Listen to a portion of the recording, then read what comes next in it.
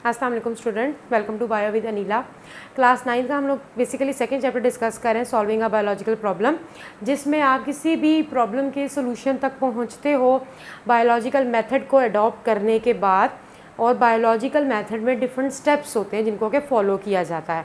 ठीक है जी। अभी तक मेरी लास्ट वीडियोस में जो हम लोगों ने डिस्कस किया, पहले हम लोगों ने पढ़ा था recognition of a biological problem, जिसमें आप बेसिकली किसी भी बायोलॉजिकल प्रॉब्लम को पहले रिकॉग्नाइज करते हो, उसके बाद ऑब्जर्वेशंस की जाती है जिसको मुशाहिदा करना कहा जाता है। ऑब्जर्वेशंस की बेस पे डिफरेंट पर्सन अपने आइडियाज़ देते हैं, that are known as hypothesis, idea of a person. और बहुत सारे लोगों की आइडियाज़ में से एक आइडिया को पिक करना, दैट इज डिडक्शन। यहाँ तक हम लोगों ने कवर कर लिया हुआ था। और हम लोगों ने ये भी डिस्कस किया था मेरी लास्ट वीडियो में कि जो डिडक्शन होती है उसमें इफ़ और देन का जो लॉजिक होता है या इफ़ और देन के वर्ड जो होते हैं वो यूज़ होते हैं। ठीक है जी। तो आज का जो हमारा टॉपिक है कि जब हम लोगों ने इतने सारे पर्सनस की राय में से एक राय जो डिडक्ट कर ली है, हम आया वो राय ठीक है या नहीं है, हम उस पर क्या करते हैं, एक्सपेरिमेंट करते हैं। तो जो अगला हमारा स्टेप बनता है बायोलॉजिकल मेथड में, दैट इज़ एक्सपेरिमेंटेशन। ठीक है जी। एक्सपेरिमेंटेशन जो होता है हमारे पास, ये बेसिकली अगला स्टेप है जो कि ये बताता है, ये प्रूफ करने के लिए कि वाकई आया हमारे पास जो डिडक्शन है वो ठीक है या नहीं है।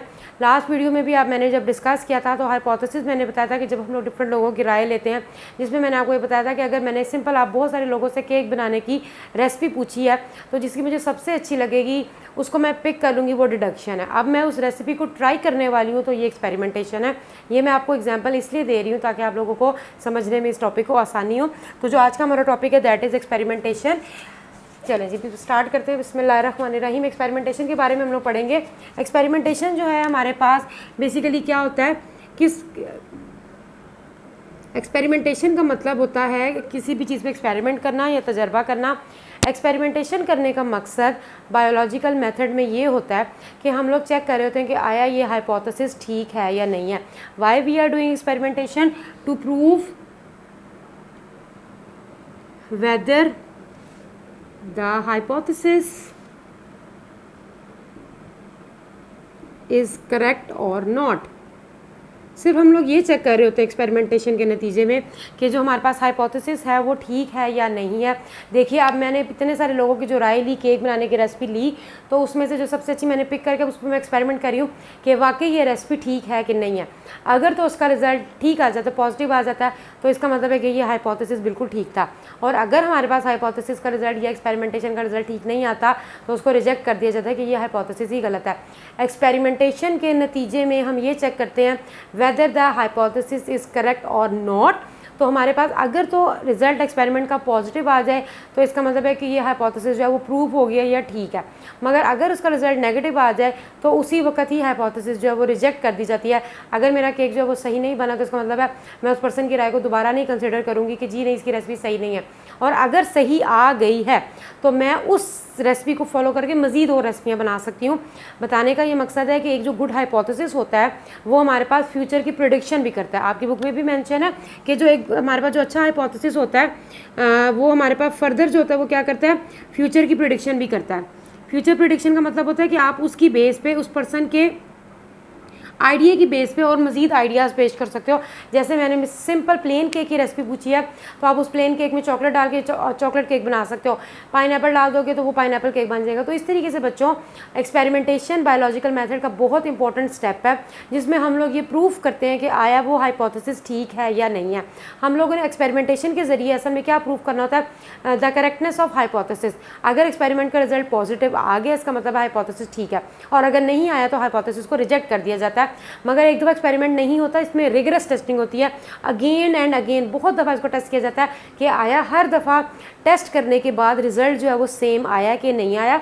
और एक्सपेरिमेंटेशन के नतीजे में जब करेक्ट आ जाता है जो हाइपोथेसिस होती है वो फ्यूचर प्रेडिक्शन भी कर सकती है। मतलब कि हम उस हाइपोथेसिस की बेस पे मजीद नए नए आइडियाज़ भी जो है वो पेश कर सकते हैं। तो ये हमारे पास एक्सपेरिमेंटेशन का प्रोसेस है। बायोलॉजिकल मेथड में भी आप एक्सपेरिमेंट करते हो, अगर उसका रिजल्ट ठीक आ जाए तो इसका मतलब है कि अब हम लोग इसको दुनिया के सामने भी पेश कर सकते हैं। मगर उससे पहले आपको पता होना चाहिए कि जब भी एक्सपेरिमेंट किया जाता है तो उसमें दो ग्रुप्स यूज़ होते हैं, one is control group and other is experimental group. Experiment के अंदर हमेशा हमारे पास क्या होता है, दो ग्रुप्स हम लोग यूज़ करते हैं। एक होता है हमारे पास कंट्रोल ग्रुप और एक होता है हमारे पास experimental group. One is control group and other one is experimental group. याद रखिए हमेशा हमारे पास जो एक्सपेरिमेंटेशन है उसके अंदर दो ग्रुप्स यूज़ होते हैं। कंट्रोल ग्रुप का मतलब होता है कि आप जिस चीज़ मतलब आप हर जो है वो चीज़ प्रोवाइड करते हो, कोई भी चीज़ जो होती है किसी भी चीज़ पे अगर आप एक्सपेरिमेंट करो तो उसको सब चीज़ें प्रोवाइड करोगे, ये कंट्रोल ग्रुप है। जबकि एक्सपेरिमेंटेशन ग्रुप जो होता है आप उसमें जिस भी चीज़ को स्टडी कर रहे हो, जिस चीज़ पे एक्सपेरिमेंट कर रहे हो उसकी क्वांटिटी को या बढ़ा देते हो या कम कर देते हो। अभी मैं आपको समझाती हूँ। मिसाल के तौर पर बेटा आप लोगों को पता है प्लांट्स होते हैं वो फोटोसिंथेसिस का प्रोसेस करते हैं।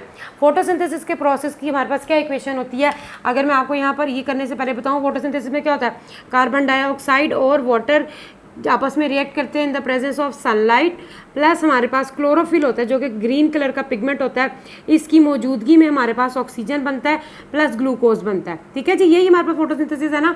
तो हमारे पास अगर हम लोग ये चेक करें कि आया कार्बन डाइऑक्साइड नेसेसरी है प्लांट्स के लिए फोटोसिंथेसिस के लिए, तो हम लोग एक्सपेरिमेंटल ग्रुप में या एक्सपेरिमेंटेशन में क्या करेंगे कि कंट्रोल ग्रुप में तमाम वो पौधे लेंगे जिनको हम लोग कार्बन डाइऑक्साइड भी प्रोवाइड करेंगे, वाटर भी प्रोवाइड करेंगे, सनलाइट भी प्रोवाइड करेंगे और क्लोरोफिल भी प्रोवाइड करेंगे। जबकि जो एक्सपेरिमेंटल ग्रुप है जिसमें हम लोग एक्सपेरिमेंट कर रहे हैं कि आया हमारे पास कार्बन डाइऑक्साइड ज़रूरी है कि नहीं है, तो आप इसमें प्लांट्स को सब कुछ दोगे, वाटर दोगे, सनलाइट दोगे, क्लोरोफिल दोगे, क्या नहीं दोगे, कार्बन डाइऑक्साइड नहीं दोगे, तो प्लांट्स होते हैं वो क्या करेंगे, फिर क्या रिजल्ट देंगे। इसमें हमारे पास कंट्रोल ग्रुप में क्या होता है, ऑल द थिंग्स या वेरिएबल्स आर प्रोवाइडेड। ठीक है, टू प्लांट्स, आप प्लांट्स को हर चीज़ दोगे तो प्लांट क्या करेगा, शो फोटोसिंथेसिस, वो फोटोसिंथेसिस का प्रोसेस जो है वो शो करेगा। ये हमारे पास क्या है, एक्सपेरिमेंट कंट्रोल ग्रुप है। जबकि एक्सपेरिमेंटल ग्रुप में आप क्या करोगे, all the things will be provided except carbon dioxide, no photosynthesis. Plant जो होता है वो फोटोसिंथेसिस शो नहीं करेगा। तो बच्चों हमारे पास जो एक्सपेरिमेंटेशन होता है इसमें हमेशा हम लोग दो ग्रुप्स यूज़ करते हैं, कंट्रोल ग्रुप और एक्सपेरिमेंटल ग्रुप। कंट्रोल ग्रुप वो ग्रुप होता है जिसमें कि आप सारे वेरिएबल्स प्रोवाइड करते हो। एक्सपेरिमेंटल ग्रुप वो होता है कि जिसमें आप सारे वेरिएबल्स प्रोवाइड करते हो, सिर्फ उस चीज़ को प्रोवाइड नहीं करते जिस पर आप एक्सपेरिमेंट कर रहे होते हो।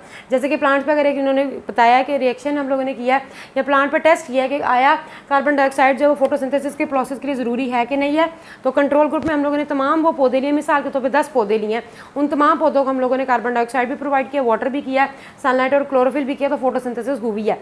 जबकि एक्सपेरिमेंटल ग्रुप में आपने सिवाय कार्बन डाइऑक्साइड के सब कुछ प्रोवाइड किया तो फोटोसिंथेसिस नहीं हुई। इससे क्या कंफर्म हो जाता है, yes carbon dioxide is very necessary for the process of photosynthesis.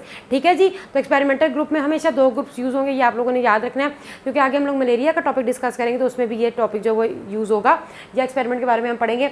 तो हमारे पास किसी भी बायोलॉजिकल प्रॉब्लम को सॉल्व करने के लिए हम लोगों ने एक्सपेरिमेंटेशन कर लिया। एक्सपेरिमेंटेशन में हमारे पास हम ये प्रूव कर रहे थे कि आया हाइपोथेसिस करेक्ट है कि नहीं है। जब हमारे पास एक्सपेरिमेंट का रिजल्ट पॉजिटिव आ जाता है तो अब वक्त आता है कि उस रिजल्ट को हम लोग कंपाइल करें या छोटा करें। ठीक है, मैं फिर एग्जांपल बच्चों को देती हूँ। आप लोग स्कूल में हो, आप लोगों के जब जो रिजल्ट कार्ड होते हैं, पेपर होते हैं, तो हर पेपर नहीं दे दिया जाता पेरेंट्स को, बल्कि एक रिजल्ट कार्ड एक कंपाइल फॉर्म में दिया जाता है जिसमें कि डिफरेंट मैथ के फॉर्मूलाज लगाए जाते हैं, आपकी परसेंटेज होती है, क्लास के लिहाज से आपके एवरेज निकाला जाता है। तो ये सारा कुछ हम लोग क्या करते हैं, रिजल्ट को हम लोग समराइज़ कर देते हैं। रिजल्ट तो आना ही आना एक्सपेरिमेंट का, मगर उसको समराइज़ करना बहुत ज़्यादा ज़रूरी है। तो बायोलॉजिकल मेथड में जो अगला स्टेप है that is summarization of the result. After experimentation हमारे पास समराइजेशन ऑफ द रिजल्ट आता है। अब हम वो डिस्कस करने लगे हैं।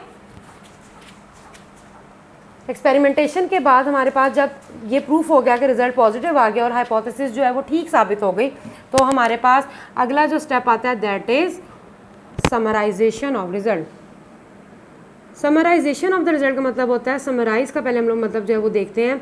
समराइज़ का मतलब होता है छोटा करना या कंपाइल करना। कंपाइल का मतलब होता है उसको छोटे कंपैक्ट फॉर्म में लाया जाता है। ठीक है जी, छोटा किया जाता है, रिजल्ट को कंपाइल किया जाता है। और इसमें आप लोग डिफरेंट स्टैट्स के फार्मूले या मैथ के फार्मूलेज वगैरह जो होते हैं वो अप्लाई करते हो। जितना भी आपके पास डाटा जो होता है, आपने किसी भी एक्सपेरिमेंट का जो भी डाटा कलेक्ट किया, उस डाटा को आपने इकट्ठा किया, गैदर किया, इकट्ठा किया, और इकट्ठा करने के बाद आप उसको एक समराइज या कंपाइल फॉर्म में ले आते हो। चाहे तो इसमें हमारे पास ग्राफ यूज़ हो सकते हैं, या हमारे पास टेबल यूज़ हो सकता है, या चार्ट यूज़ हो सकते हैं।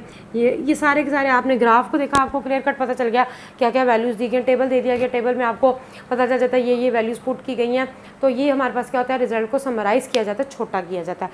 क्यों छोटा किया जाता है? क्योंकि इसको दुनिया के सामने पेश करना होता है, और दुनिया के सामने पेश करने के लिए हम लोगों को कॉम्पैक्ट फॉर्म में दिखाना ज़रूरी है, ना कि एक फैले हुई फॉर्म में। तो हमारे पास अगला जो स्टेप है, एक्सपेरिमेंटेशन के बाद रिजल्ट पॉजिटिव आ गया, उस रिजल्ट को हम लोगों ने सारे रिजल्ट को इकट्ठा किया, गैदर किया, उसके बाद उसको कंपाइल फॉर्म में ले आए, उस पर डिफरेंट स्टैट्स के फॉर्मूले और टेक्निक्स जो स्टैटिस्टिकल टेक्निक्स हम लोग यूज़ करते हैं, और उसको समराइज़ कर दिया जाता है। जब हमारे पास रिजल्ट समराइज़ हो जाता है, उसके बाद वक्त आता है उसको रिपोर्ट करने का। तो अगला और लास्ट जो स्टेप है हमारे पास बायोलॉजिकल मेथड का, वो है हमारे पास reporting the result. Reporting the result का ये मतलब होता है कि दुनिया आप वक्त आ गया कि आप अपने रिजल्ट को दुनिया के सामने पेश करो।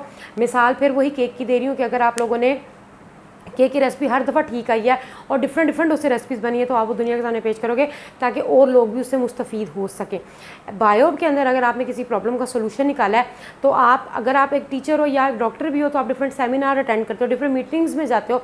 आप हर मीटिंग में जाके अपने आप उसको प्रमोट करो कि जी मैंने ये डिस्कवरी की है और इससे ये फ़ायदा। अगर आप लोगों ने किसी मेडिसिन, मिसाल के तौर पर डेंगू फीवर है, उसकी कोई मेडिसिन निकली है, तो उसका आप लोग सारे सेमिनार मीटिंग में जाके पेश करोगे कि जी ये इसका इलाज है, तो ताकि दुनिया भी इससे मुस्तफ़ीद हो सके। तो रिपोर्टिंग द रिजल्ट का मतलब है दुनिया के सामने रिजल्ट को पेश करना, और ये हमारे पास डिफरेंट जर्नल्स में भी किया जा सकता है। इसके अलावा हमारे पास डिफरेंट सेमिनार्स में भी और मीटिंग वगैरह जो होते हैं कॉलेज लेवल पे अप्लाई। बेटा आजकल तो हर चीज़ इंटरनेट पे अवेलेबल है।